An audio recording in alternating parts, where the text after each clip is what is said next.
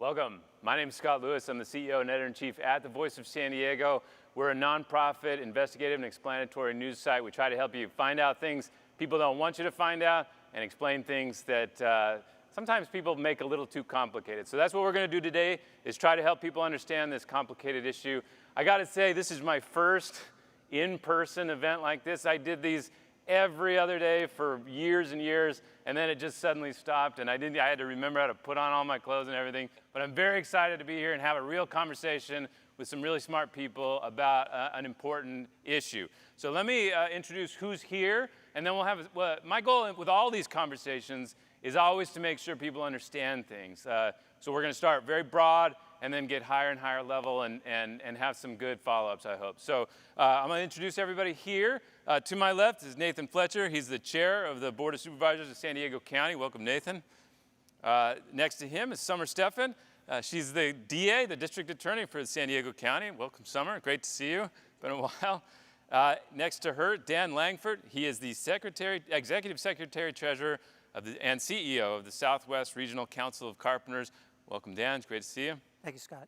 And then to his left, Pete Rodriguez. He's the president and COO of the Southwest Regional Council of Carpenters. Hello, Pete. Thank you, Scott. And then next to him, to his left, is Bob Caya. He's the president and CEO of Standard Drywall. Hey, Bob. Scott. Great to see you. And then finally, on the end there, David Kersh. He's the executive director of the Carpenters Contractors Cooperation Committee. Hey, David. How are you? Good, thank you. All right, so let's do that. Let's start from the very basic, what we're talking about here.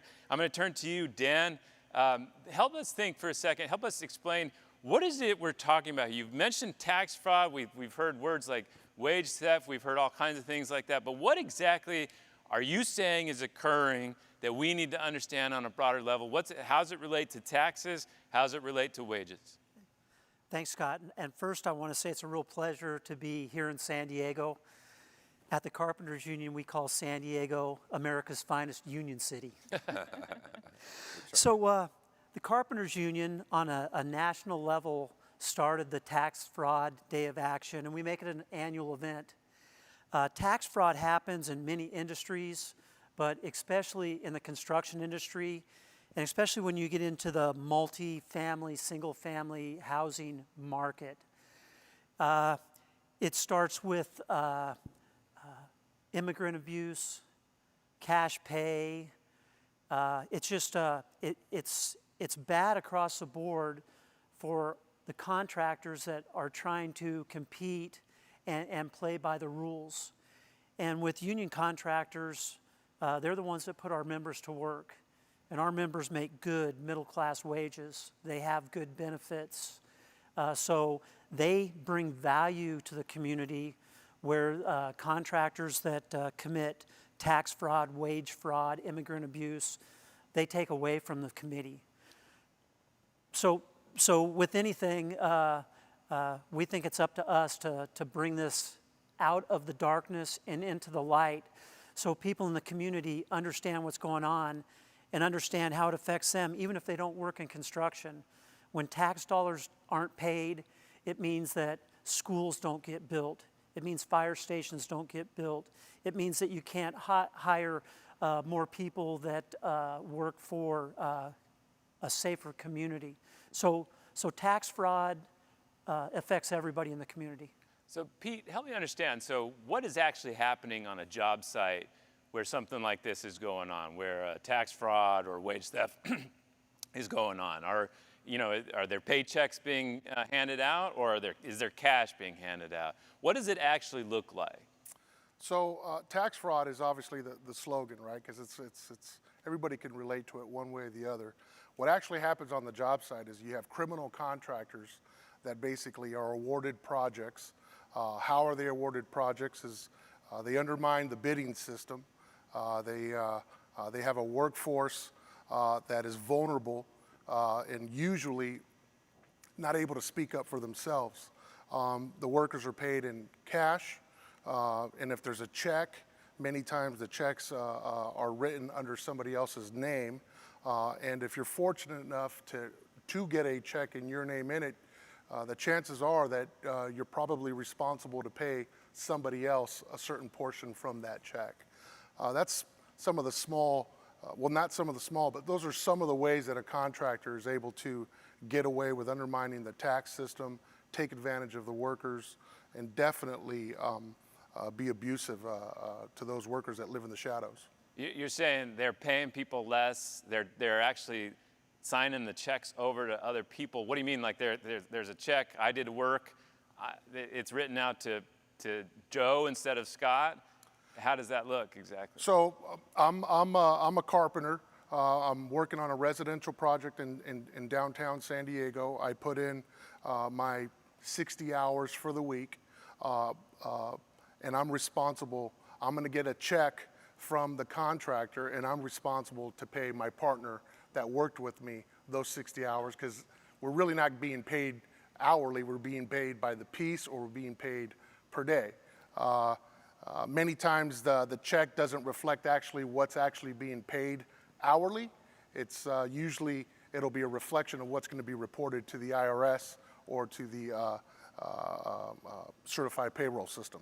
And Dan, what you're talking about there is that you're talking about they're trying to lower their costs by lowering what they're paying people by not having to pay these taxes and these benefits. Right. They can't go to the lumber yard and say, hey, we're only going to pay you half of what you're charging us for the lumber or the concrete. So it always falls back on the worker.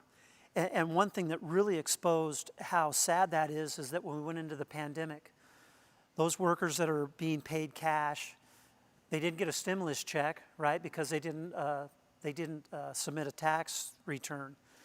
They didn't get unemployment benefits, that extra unemployment, because there was no hours reported to them on unemployment. So it was really exposed during the pandemic.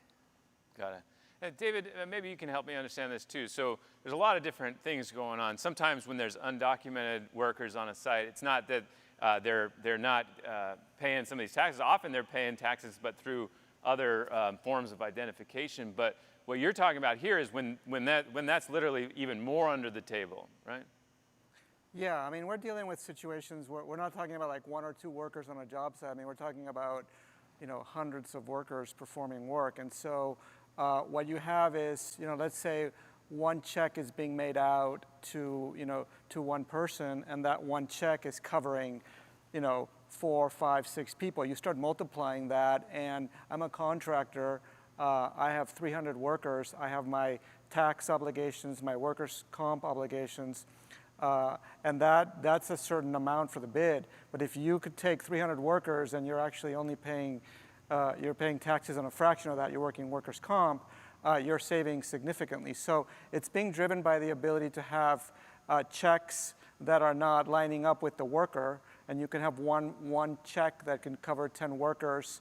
You have other scenarios where workers worked last year, and the contractor's still using that person's information to pay other workers. And so it's kind of funneling the payment among different workers. But I guess at the root of it is a legitimate contractor has, you have like one worker, there's workers' comp, there's tax. It all lines up. It's much more transparent.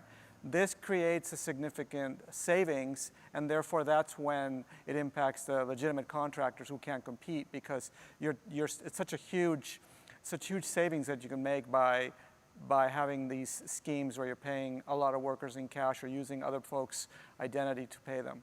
Is there a way to spot that? Like if you're looking at a job site and they say like, oh, there's only 25 workers here, when in fact you can obviously see that there's more or something like that? Well, a lot of the times, and this is where we come in, the developer community, the contractors, they want to look away because they benefit. And so my operation involves field reps, visiting workers, getting information, trying to recreate the scene to figure out what's really going on in order to be able to figure out what's going on. Because unfortunately, a lot of developers, general contractors, are benefiting from this, which is sort of why we're working on legislation that has the liability moving upward, because I think there's a lot of people that know that it's happening, but you're profiting from it, so you choose to look the other way. So I think folks know it's happening, but it takes people like our organization to be able to recreate the scene, because you need to be able to take worker statements, you need to be able to look at checks, you need to be kind of sort of recreate the situation in order to be able to get the full picture of what's really going on. Mm-hmm. Let's talk about some of those contractors. So, Bob, you're involved with that. You have to bid on these projects. You have to compete. What does it look like when you are competing against somebody who might be doing something like this? Well, it's quite honestly, it's disheartening. You know, when we're looking at some of these projects, which, to be honest with you, we tend to stay away from most of them. Our estimators will go, well, we don't have a chance at getting this job. Why would we bid it? And from my perspective, it's like, well, what do you mean we don't have a chance? And then we bid it, and we see that consistently. I mean, we're giving up. I've kind of done the figures on it. If somebody's not paying workers' compensation on their workers, if, you know, all the different things, if they're paying cash, they're not paying taxes, you're looking at the difference consistently of at least 30% difference in the same bids, but you just take those things out. So when we're bidding against that, obviously we're not going to be, you know, even close. And the problem with it is the developers, they're counting on those numbers to make their pro formas work for their thing. So even if they want to change it, the numbers will go up, and then that's why they say, hey, there's not going to be a project if, you know, if those guys can't do that. How do you know? Like, how do you said somebody will come and say, like, hey, we can't even compete for this. How do you even know? How do I know that we can't compete? Yeah. Well, I mean, we will bid. I mean, in California and here in San Diego, that work tends to be in a certain category: multifamily, residential, you know, type 5 wood frame type things. Let's translate a little bit. So we're talking about apartments, talking about homes in sprawling subdivisions, Condominiums, talking about towers. You know, Okay, it can even come in that downtown. It doesn't. It's not in a certain area. It's just that type of work, and it's kind of almost understood that that type of work, you know, a union contractor or even a responsible contractor. We have a unique thing that 20 years ago we were non-union here in San Diego. So I competed against those people then, or tried to, and I still couldn't. It wasn't a union non-union issue. It's a, you know, a legal illegal issue. Yeah. So just to be clear, you are a union shop now. We are a union shop now. Yeah. Okay, good. Hey, so for those of you watching, we want to hear from you. Maybe you're not buying some of it. Maybe you want to get some more information about something that's being said. Anything like that, let me know. I've got a little device here, and we can do it. It's not Zoom. You can't mute me or mute yourself, but you can put it in there. We'll figure it out. So a lot of this is already against the law. Summer Stephan, you are the chief law enforcement officer for state law in San Diego. What are you doing already to take care of some of this stuff? We can talk about future laws that might need to be dealt with, but it seems like we can take care of some of this stuff without that. Absolutely. This is a big problem, you know, and the way you have to think about it is this just unravels the economy for everybody, but it also affects real people. And for me as DA, it's about people. And so the key to this is that the people who are cheating on their tax roll, especially in this situation of payroll, they only have half their employees on the tax payroll. That's what we see. The other half are not on the payroll at all. So they're showing up to the job sites. They're not accounted for. That's a huge savings. When you have those employees not on the payroll, you save because you're cheating the tax system. You save because you can commit wage theft more easily because these employees are kind of anonymous. If you pay them the minimum wage or don't, they don't really have a voice. And then you're also cheating because you're not paying medical, you're not paying workers' comp. So it's affecting that particular employee, but it's affecting the system. It's affecting these guys that are trying to do an honest day's work and pay their employees the right way. So we take it very seriously. We have been engaged in this work, but we've just upped the way we do it. We've really heard the stories and we've seen the damage. We've seen employees that are injured on the job and they're being threatened that if you go and get medical care, we're going to fire you, you're going to lose your job, we're going to report you to immigration. That is just unacceptable. So we've now have a dedicated unit, workplace justice unit, that we launched with Chair Fletcher in order to bring more of a voice and more strength and accountability to this very large issue. Actually, payroll fraud is the largest fraud in California. It ties with insurance fraud. It's about $9 billion worth. And put most simply, payroll fraud, what you're referring to is you're literally not paying people what they would get if they were following the law. So can you talk about any specific cases you've had that you've been able to tackle, approaching this? Or is it usually somebody call in and say, hey, this job site is bad, or this developer's bad, or how does it usually happen? What's a case that comes to mind? Well, there are several cases, but by forming this unit, because we realize the number one obstacle is retaliation, we've received already 11 messages, 11 tips to our special site. So kind of realizing that the DA has your back, so you have a place to report has been very important. But let me give you an example. This happens in every field, but the largest case that we did in this area was a janitorial company. This janitorial company was bidding, and they actually had the contracts for almost every large hotel in San Diego. Why? Because it's 40% less than legitimate people that are bidding. And what they had their employees, half of them off the books. They were committing wage theft. They were threatening and abusing them when they got injured with the chemical products. And we brought in felony actions against them and were able to actually get prison sentences and an amount of restitution. That's one example. But we have to ask the question here, do the people who are allowing this bidding know, the hotels? Of course. I mean, how are you going to get a bid that's 40% less? So there should be accountability all over the place. And how would you do that, though? How would you hold a hotel or a developer accountable?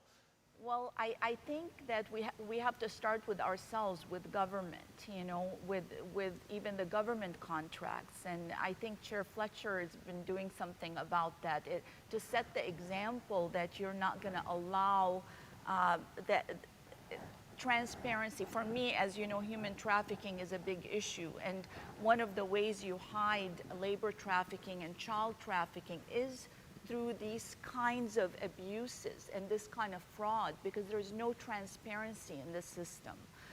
In construction, there's no safety equipment. We see those types of injuries. So it has a ripple effect. It's not just dollars, it's actually about people getting hurt and not having dignity in their work. So, Chair Fletcher, great to see you in person again. I talk a lot about this cost of living crisis we have in San Diego. There's the water bills, the housing, power, cars, car insurance, gas. Everything is so expensive. But on the other side, people always say, well, people also need to make more money. And so when you look at this issue, what we're talking about is people not even getting their basic sort of minimum wage that we've passed in these things. What is the role of local government, though, with this? This seems like a statewide, national law issue. Well, I mean, some of it, look, it's illegal to steal people's money. I mean, it's already illegal, right? I mean, the things that we're talking about happening, there's already laws. Now, we got to tighten them up and do better.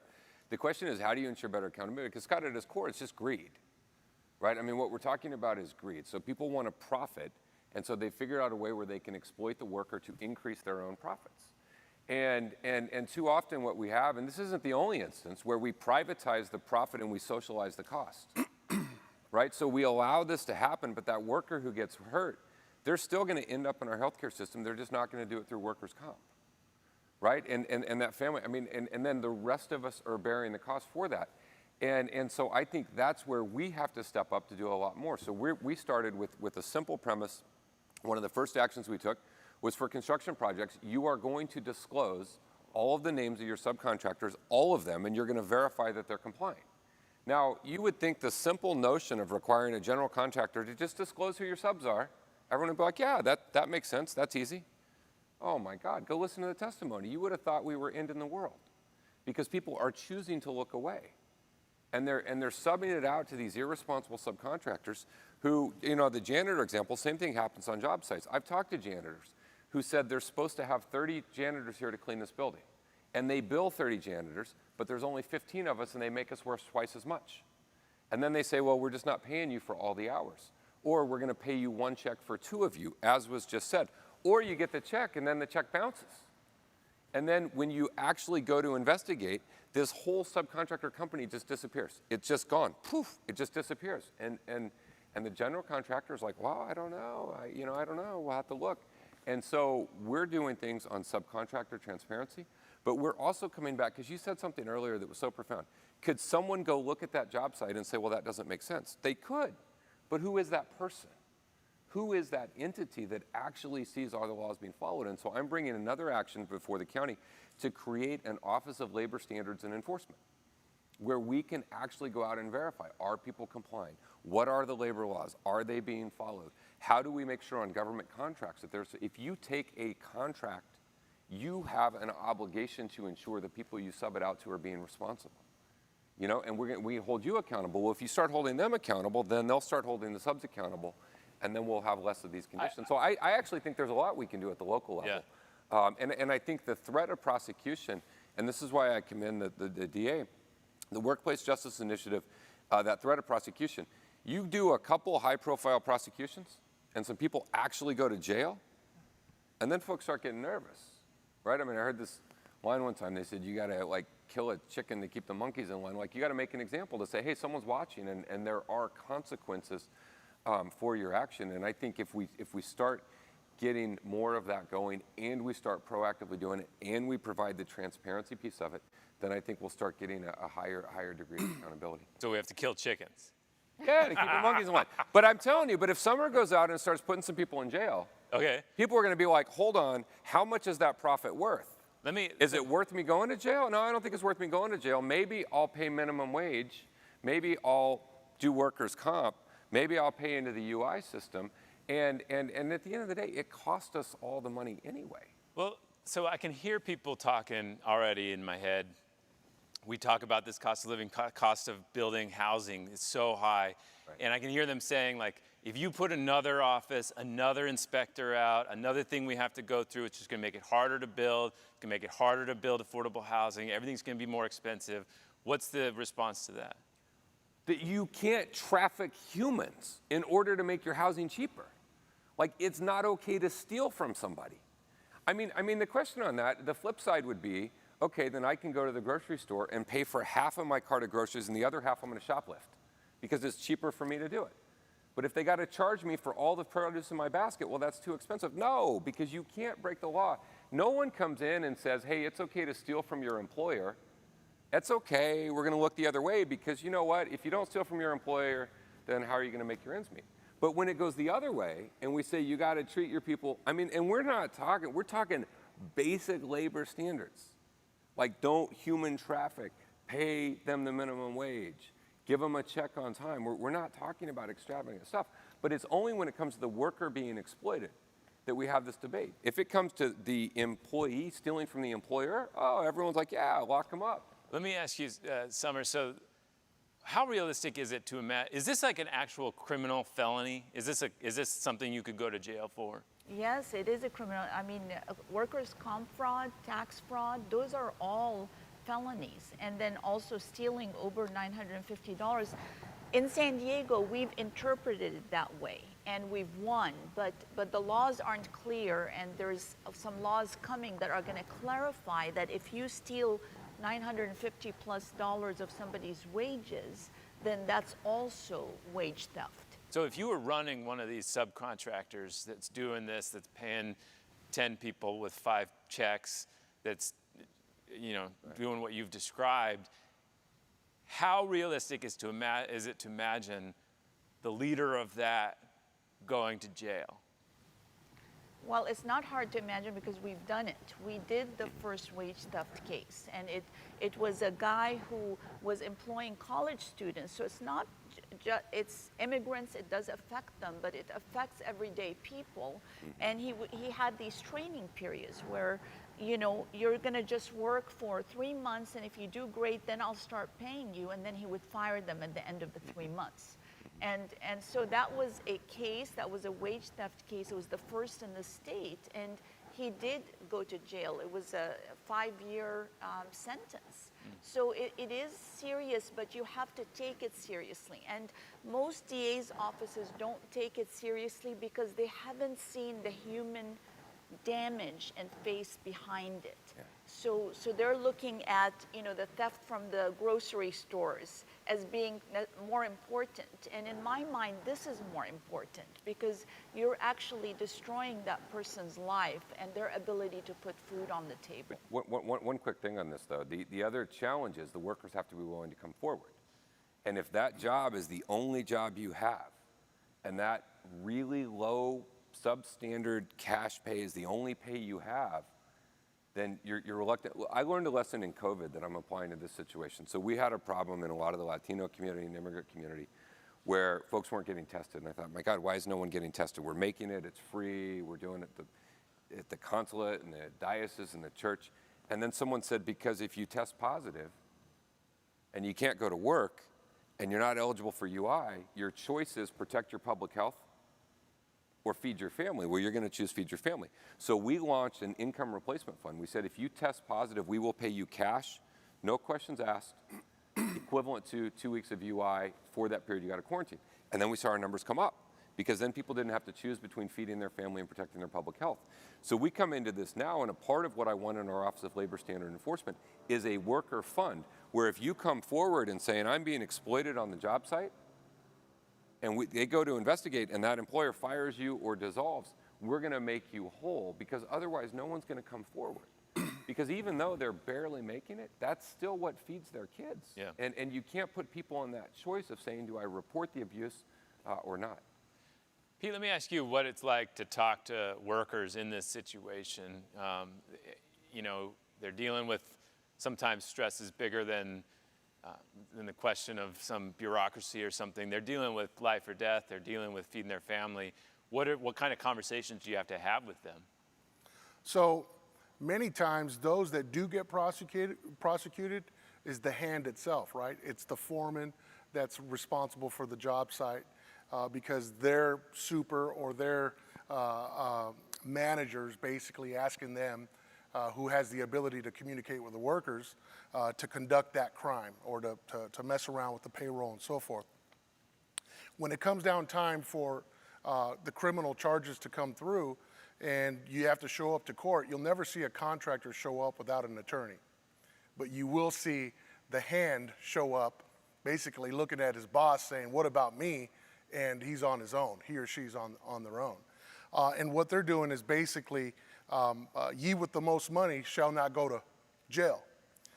When we speak to the workers, it's usually at their home.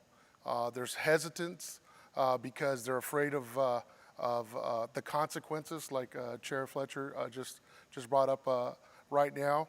And it's not just, I want to be clear, it's not just an immigration issue. You got folks that get taken advantage of because they're behind on child support, and they don't want to. You know, there's a double dip there, right? They don't want to be called to the mat because they don't want to have to catch up on child support or have to be deducted their wages and so forth. You've got folks contractors that have forced their employees or have laid them off so that way their employee could take advantage of the unemployment stimulus check that came down from the government, and they're getting paid in cash. How's Standard Drywall going to compete with that contractor, and how's a union carpenter going to compete with that hand to hand on a level playing field? You just can't do it. And the workforce, as much as they want to speak up on their own behalf, it's survival at this point. And if we don't have enforcement, if we don't have something that puts these criminal contractors in jail, it's just going to be a slippery slope. I love affordable housing and the concept of it, but I'll speak on behalf of the workforce, and they'll tell you, we want to be able to afford that housing. We don't want to give away. We don't want anything that comes with the key and so forth. We want to be able to pay our mortgage, put our families to school, and put food on the table with dignity.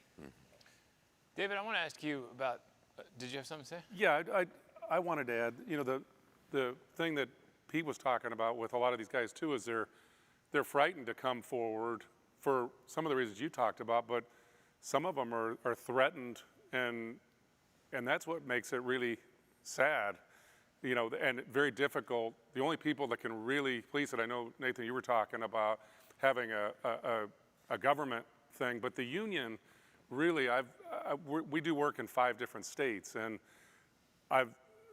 where the union is strongest seems to be policed the best, where the workers are not afraid, whether they're illegal immigrant or they're legal, whatever, they're not afraid to speak up. And I think that's really important.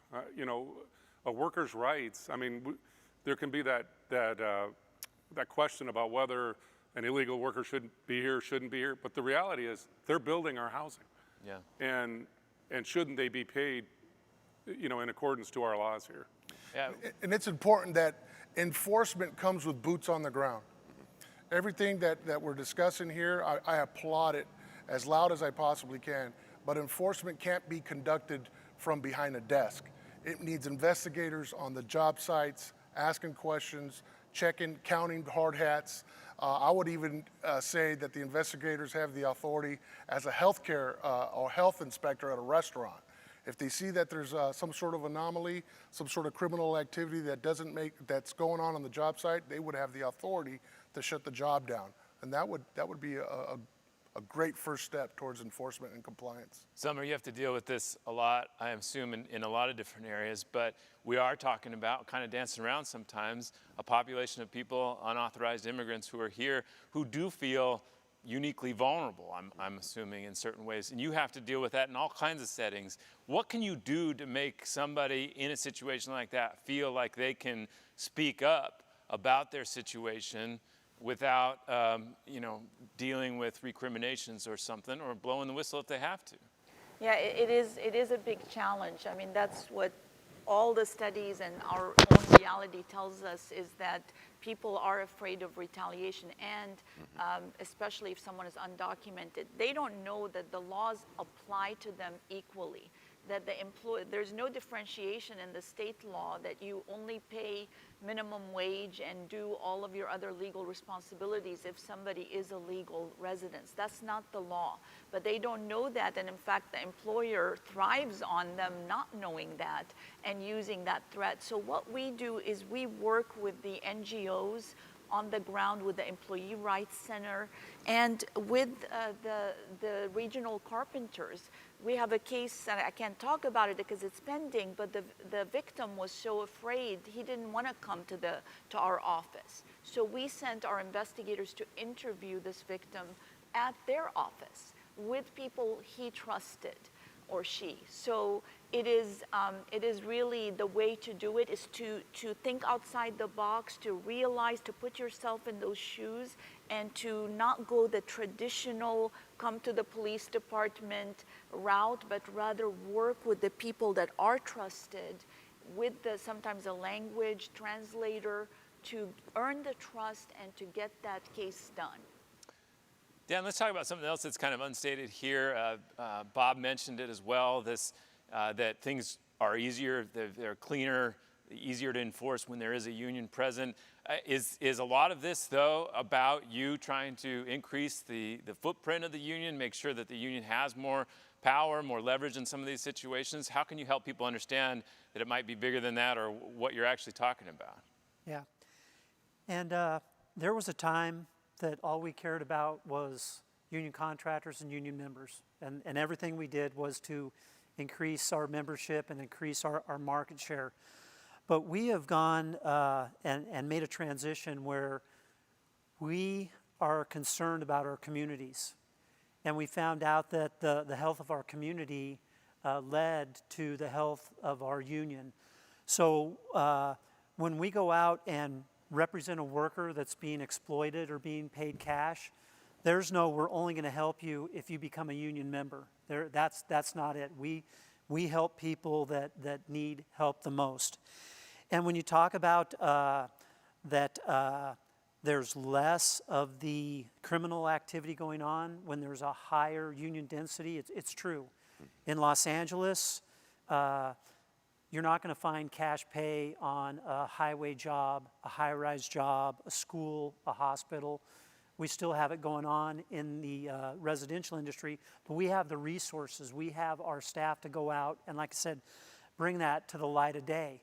But we also have jurisdiction in Colorado and Utah, and Bob will tell you that in Utah, in Salt Lake City, I mean, it's the Wild West. There's probably more criminal activity, tax fraud, cash pay going on in Salt Lake City or in Denver, Colorado than any other place in the country. And that's because we just don't have the union density. Where in Southern California, I have 60 or 70 staff people that can go out and do these investigations.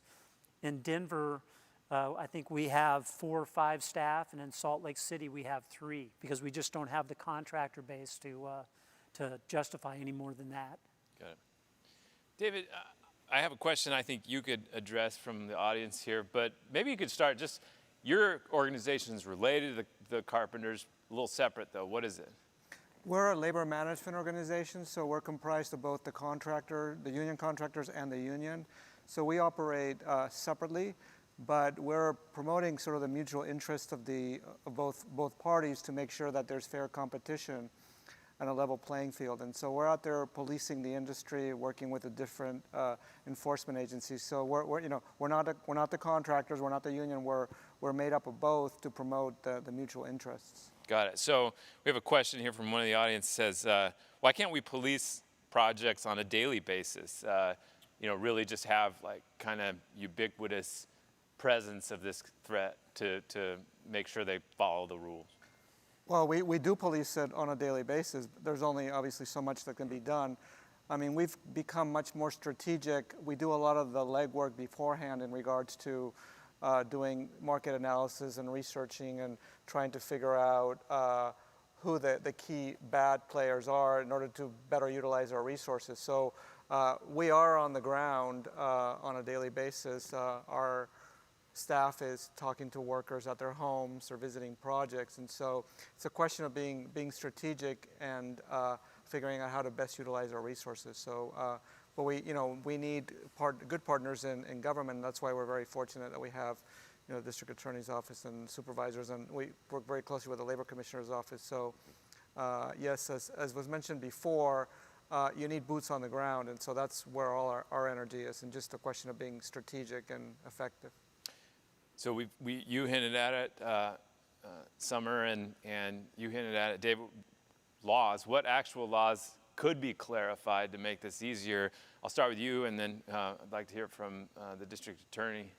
Well, there's 2. One is that we're working on is in regards to general contractor liability. As I was saying, I mean, you can go after a subcontractor after subcontractor, and you never really get to the root of the problem. The only way that we're going to change the industry is by having the general contractor realize that there's a price to pay for who you're hiring. From a big picture, cleaning up the industry, that's how we've been approaching it in regards to having the liability go upward. The other one has... Just to be clear, you're talking about the ability to sue them and have them pay for what they've done. Yes, it's already existing law that the general contractor is liable for subcontractors' wage violations. We're trying to tighten it up and make it stronger in order to make it more effective. Got it. Summer, what would you add? Well, as Assemblymember Lorena Gonzalez has a bill right now that would clarify that stealing money from an employee, $950 and above, is wage theft, is a felony. So under the law, we've interpreted grand theft to include wage theft, but it's not spelled out. And so while our DA's office interprets it that way, that's not the way that is done across the state, and because it's not directly stated and it's not clear. And so this will give us an additional tool, and it'll make all of the information we put out there that this is a crime much more crystal clear, and maybe serve as a deterrent to those that are regularly committing wage theft.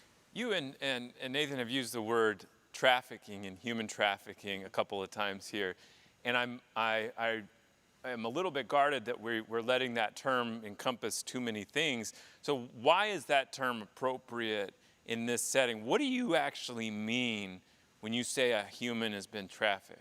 Right. So it's on a continuum. So when you are abusing an employee and committing injustices, at the other extreme is labor or human trafficking. So the additional element, so you steal somebody's wages, but if you add to that coercion, duress, force, like the threats against you, that turns it from a wage theft to a labor trafficking case. It's an idea of consent, really, right? Exactly. Whether you're an adult making a transaction with peace of mind, or whether you're being bullied or otherwise coerced into it. Deceived, exactly. And we had some employees in a health care system where they were told they're going to work a normal job and get paid. Instead, they essentially worked 24 hours a day and were threatened that they can't leave. They lived, worked in the same place. So that turns it closer to a labor trafficking case. So that's why we put it under the workplace justice, so that the victims out there don't have to figure out, what is my crime? They just know something is happening that's not right. And they report to us, and then we're able to actually frame it with what does the law says, and where does this fall? Is it a misdemeanor, a felony, or is it a very serious felony like labor trafficking? Nathan, can you describe the group? You've got a question here about an oversight committee that might be needed. Can you describe the group that you're actually forming? Yeah. Like literally how many people, what we're talking about, they would do? Yeah. And then how far are you willing to go, both of you? Well, I think, creating an Office of Labor Standards and Enforcement at the county. I mean, look, when I came into the county, we didn't have business license, we didn't have tobacco retail license. I mean, it's kind of been the Wild West in a lot of these in terms of, is there going to be any sort of oversight or regulation to ensure there's conformity with the existing laws? And so we're proposing the creation of an Office of Labor Standards and Enforcement. And a part of that is we've got to develop how many people are needed to be able to go in. Because I don't think you have to go to every job site every day. But if you know you got to be transparent with who your subs are, and you know you're going to be on the hook if they do something wrong, and you know that there's a reasonable chance someone could show up, and you know if you do wrong, the DA may put you in jail. Well, those combination of things can all be transformative.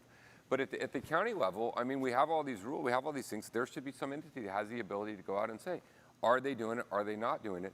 The other thing is we've got to build out in our county infrastructure an entity that can advise the board on, hey, these are the best policies when it comes to labor enforcement. Hey, this is what you ought to be doing, that can work with all of the stakeholder groups. So, I mean, just in the last 6 months, we've created an Office of Racial Equity and Justice. We're looking to create an Office of Natural Resources. We created an Office of Homeless. And so it's realigning our county government to be focused in a way that they never have been. And I think that's essential. And, you know, to Summer's point on this, Scott, if somebody is an immigrant and the person they're working for takes their paperwork and says, I'm not going to give it back to you, right? And if you turn me in, I'll shred your forms. Or if they get someone and they say, well, yeah, you may be legal, but I know your mom's not, so you're going to do what I tell you, or I will report you to CBP. That is duress. I mean, that is, in my mind, that is human trafficking, and it's very real, you know, what's happening to the workers. And then when they consistently can underbid, then they consistently get the work. You know, and you just create this perpetual system, and then the folks that are doing it right, you know, can't. And so I think this is important, and we're going to do everything we can. I'm going to propose everything I can, and hopefully have board support behind a whole series of these measures that, you know, a few we've already taken and more are coming up. Scott, can I add something? One of the things, too, that's different, I was thinking as Nathan, you were talking, one of the things that we see on the commercial side where there isn't a lot of this is that the owners require the general contractors and the generals require us as subcontractors to provide payment and performance bonds. And quickly what that is that just ensures that we're going to pay for the performance of that job. We're going to pay all of our bills in essence. And so in order to do that, the insurance companies require us to have a net worth to our business, where on the residential side, the multifamily side, those contractors change the corporations every 5 years so that any liability, and they don't leave any net worth in the company, so that if somebody in the government were to go after them, they just bankrupt and there's nothing there. They're not losing anything. Yeah. Where if there was a payment of performance bond or a developer was held responsible, he then would require those things, which would require a more responsible contractor that's going to ensure that those things get paid, either through an insurance policy. And so I think those are some of the things too that can be. Well, and on that, I mean, that triggered a thing. My wife's working on a thing where if you have an outstanding wage claim, you can't form a new business. Right? Because if you're an irresponsible sub and let's say someone comes after you, will you just dissolve that company? And then maybe you get a wage claim attached to you, will you just go create a new company under a different name and you keep doing it? And it happens. And there aren't enough checks and it takes too long for the system to catch up with you and you fight it in court long enough. I mean, that's an interesting. Hold up. So we're talking, this is kind of blowing my mind. So this idea of like a business just disappearing, can somebody explain to me what's happening here? Like, so you're working with a subcontractor and then something comes up and they just disappear? Yeah, I mean, you lose your license and you have your sister-in-law name on the license. I mean, in terms of these sectors of the construction industry, this kind of Wild West feel is very common. Forget Colorado, where it's like a whole other extreme, where you just create an LLC and you dissolve your LLC and you just keep going from one fake company to another fake company. But even here, there is a lot of fluidity in regards to being able to get impact. You know, you have a case against you. You go ahead and you just dissolve your company, you start another one, and you have your sister-in-law because you need a contractor's license, you just find somebody else to start up a contractor license, and then you are in the shadows. I mean, we have a situation right now where, you know, sort of a repeat offender where they put the kids' names on the license, and then we have a new criminal case with the Orange County District Attorney's Office where the kids got dragged into the criminal case because they put their name on the license. So we got to figure out these ways in which we take these sort of lessons from the more responsible parts of the industry and try to figure out those areas that need more cleanup. Bob, let me ask you, so you have to work with subcontractors all the time, right? How do you know that they're legit or not? Is it union? Is it net worth like you described? How can a person trying to do right in your world do right? Well, I mean, and that's what I was kind of alluding to, where in some of the stuff Nathan was talking about, where they're making some adjustments in the laws and things, holding the developers accountable. What the developers are going to do then is they're going to then require the subs to be responsible, and that will be done through insurance policies, which is payment and performance bonds. And in order to get those and to have a surety line of credit, in essence, it's like a bank line of credit. You have to have something in your company, you have to have some personal interest, and so for us, you know, when we look at responsible contractors, yes, in San Diego, especially on the commercial side, it's predominantly union. It's not all union, so there's responsible contractors that are non-union as well, but they all can provide those payment and performance bonds. There's something in the company. You just don't see it because they won't get the awards on that side because of that responsibility. I think if that's brought on towards the housing side, I think it's going to bring a more responsible contractor to that side of the fence, and you're going to see you won't see any of this again. Because you'll lose your business, you might go to jail. I mean, you know, all these things that we've been talking about today. Pete, when we look at some of these sites, I have a question here. What steps can we take to implement compliance just, you know, locally? How could you look at a site and make sure something's going better? Is there anything that the broader public or workers or developers can do? I'll just describe it. The shorter the building is, the higher the increase of tax fraud going on in the building. You find me a tract home or a development throughout San Diego County, I could probably find you some tax fraud or somebody being cheated their wages. We could go to downtown San Diego right now. You find me the shortest building in town that's being worked on, I could probably find you something that's going on there as well. How do you see it from layman's eyes? The workers that we're talking about live in the shadows. They're working in the shadows. They're afraid to come out and speak for themselves. It's important that us as leadership and us as the community voice, again, I'll go back to the boots on the ground, that we're willing to go in the shadows and have those conversations and have the staffing that's able to communicate effectively, right, in the native language of the worker that's performing the work. You know, how does a contractor disappear? You explained. For the layman's person that's sitting at home, everybody's known or it's done something has had work performed in their home, and they understand when the contractor doesn't show up as scheduled. Well, imagine that in the larger scale. Contractor gets in trouble, workers are filing mechanic liens or whatever the case may be, and all of a sudden they jump ship, they leave town. Well, there's another aspect of this we haven't talked about, which is the safety aspect. You know, the worker safety on a job site when it's a responsible person, but also the safety of the building.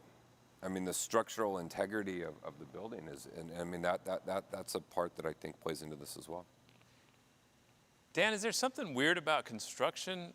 What is it about construction that makes what Pete said about its proliferation of this sort of corruption so, you know, prevalent? Yeah, I wish it wasn't in the construction industry, but it is. Construction is hard, dirty, dangerous work. And people that have nothing left to lose are willing to do hard, dangerous, dirty work. So there's always shadows. It will be obvious. And to go back about how can you see it? If you walk onto a standard drywall job and you look at the drywallers, the way they're dressed, the protective equipment that they have on, the tools that they work with, you walk in, you go, that's a union job, or that's a responsible contractor. If you go out to one of these multi-residential projects, you know, guys will be wearing tennis shoes. They'll be hanging up in the air. They won't have a safety harness on.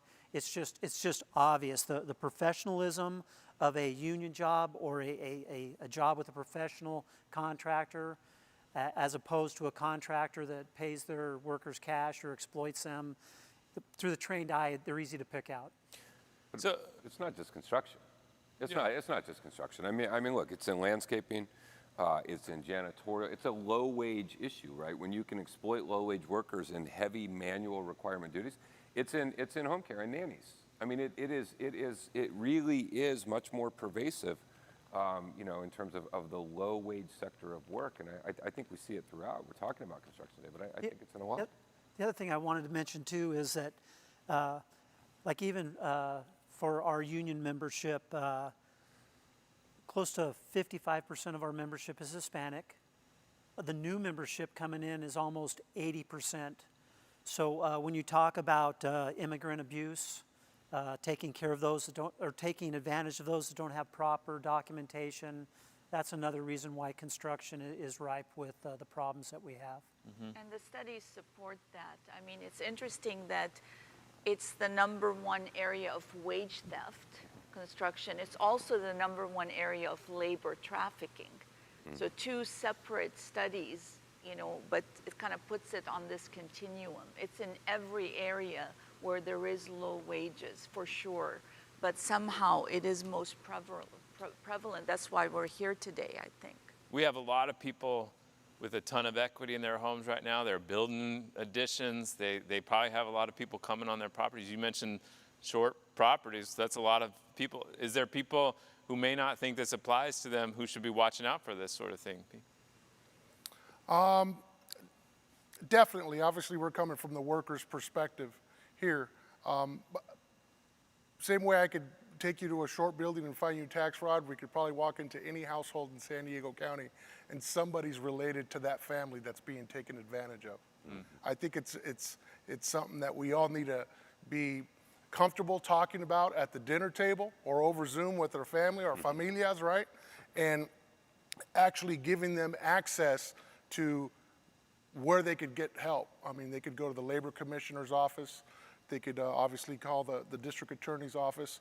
And worst case scenario, go to the police station and find out what you could do about your wages being stolen. There's no difference between my wages being stolen on a check or you coming into my pocket and taking the money out of it.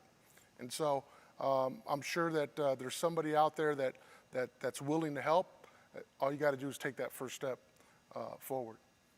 Just one thing on that, because the policy of sanctuary policy gets very controversial, right? And I don't think it makes any sense in the world in that federal immigration laws ought to be enforced by federal immigration agencies. But I don't believe local law enforcement ought to be enforcing federal immigration law. But when you have that fear, you can't tell an immigrant who is unsure of their status to go to the police department and say, my wages are being stolen, because they're terrified that they're going to get deported. That's right. You know, and so we know exhaustive studies, sanctuary cities are safer. They're statistically safer than non-sanctuary because there is a higher level of that trust. But right now, even though we may be sanctuary, because of what we're coming out of in the Trump era and all the rhetoric around that, immigrants are fearful, man. To tell them to go to the cop and say someone stole their money, they're like, no, man, you go tell them someone. So I'm not going to go tell them someone this. They're going to deport me.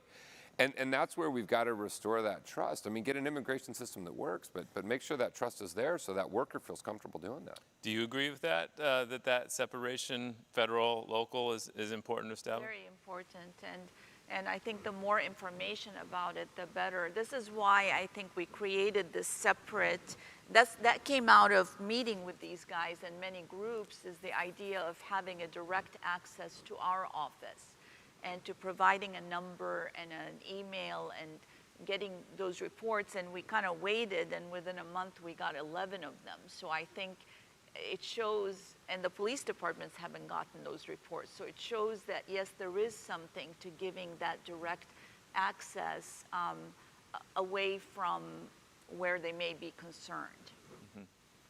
Well, we've got a couple minutes left. Dan, David, you want to? Yeah, go ahead. I mean, just one other, a key element here.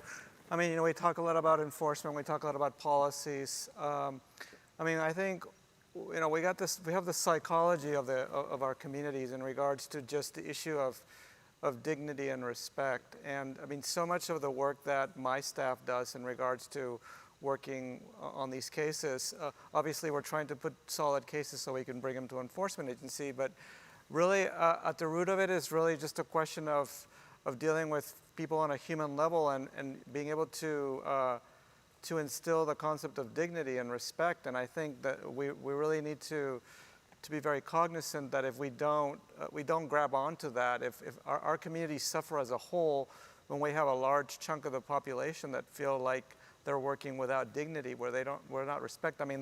There's their psychological ripple effect, and so I think it's really important to continue the work we're doing, because that impacts all of us. The psychological impact to the community, to have people that are around you that are feeling like they don't have a dignified workplace, that are not treated with respect. I think we all end up suffering from that. It's the air we start to breathe, where your neighbor is suffering. And so there's obviously the legal aspect. This is the stuff we're working, but I tap on a lot on just the psychology, on the respect, on the dignity, on these elements that are really critical as a community, as a society. Well, it's been a great discussion. I think one thing I like to do always is make a pitch. My job, my career, I've built a life of trying to expose things that are wrong, trying to find things out that are injustices, or just explain incredibly complex situations. I've learned a lot. If you are interested in that kind of work, please, you can always submit tips or ideas for stories at voiceofsandiego.org, or you can sign up for our newsletters. The morning reports are our most popular product. Go to voiceofsandiego.org/newsletters. Any last words to bring us home, Dan? I'd just like to say that we talked a lot about the workers, and that's important. This is what this is mainly about. But I want to end where I started. Don't forget about the damage it does to your community. Mm-hmm. We always talk about we either don't have time or money to do things. I'd ask Nathan, what could you do in this county if you had another couple $100 million that came in just because it was supposed to be coming in tax dollars. You could do some great things for San Diego. Yep.